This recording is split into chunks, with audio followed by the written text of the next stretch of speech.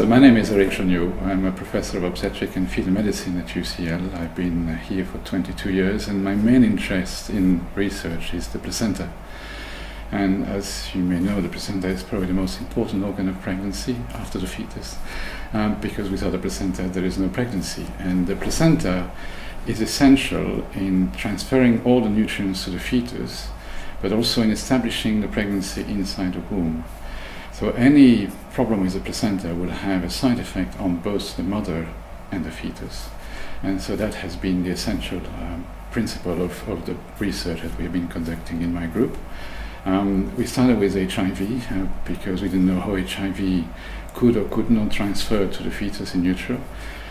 We later found out that it couldn't transfer to the fetus in utero. And then from then on we started the research on the transfer between the mother and baby, studying various molecules.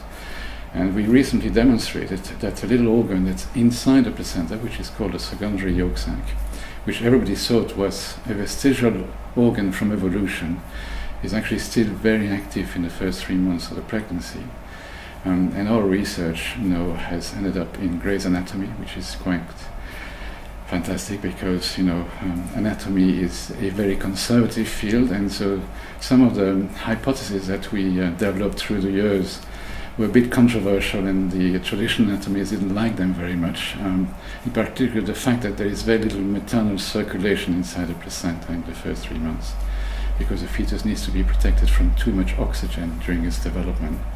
And so the fact that we found out that there was little circulation was a big shock for the anatomy community. And so, but finally, being in Gray's Anatomy is, I suppose, the ultimate goal for anybody involved in describing the anatomy of an organ. So that is where we are in terms of the research. It's been an international collaboration with centres in the UK, centres in the US and many other European countries, as far as Israel. So it's been really an interesting field.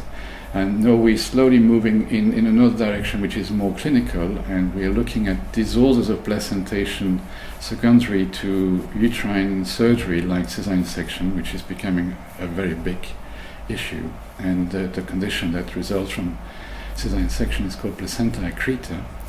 And it was something that would happen in 1 in 30,000 pregnancy 50 years ago, but now with cesarean section rate being in the 30% in the UK and in the 50% in many other countries in the world, the rate of these placental complication is gone from 1 in 30,000 to 1 in 500 in some countries.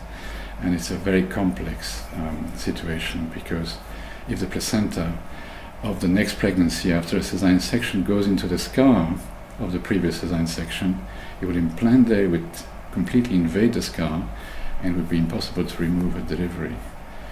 So this can result in very difficult cesarean section with multidisciplinary team involvement, very expensive. And so the goal of this research is trying to understand better what happens when you have a scar in the uterus and how you can diagnose this during the pregnancy so that we are prepared for the delivery. So the goal of this research is to identify better markers, better ultrasound signs of the presence of a placenta accreta, which is that placenta that goes into the scar of a previous cesarean section, as early as possible during pregnancy, so that we can plan the delivery in an environment where you have access to a multidisciplinary team which is expert in managing these cases, and which may require several different surgeons, of course, in the neonatology unit, blood transfusion. These are usually very complex procedures, so that's one of the major aims of this research. The most amazing fact about the placenta is that when I started 30 years ago, that was the sort of thing that people were chucking in the bin, because it doesn't look very nice when you see it at birth. It doesn't like minced meat, basically. And to discover that it has such an amazing function, and that we're still nowhere near understanding how it really works. There's definitely hundreds of years of more research before we understand more. Has been one of the most interesting parts in my career, because if you open any anatomy book, the first chapter is the placenta. I mean reproductive anatomy, embryology, etc. And in fact, I never managed to get over that chapter. So I've been stuck in that chapter for the last 30 years.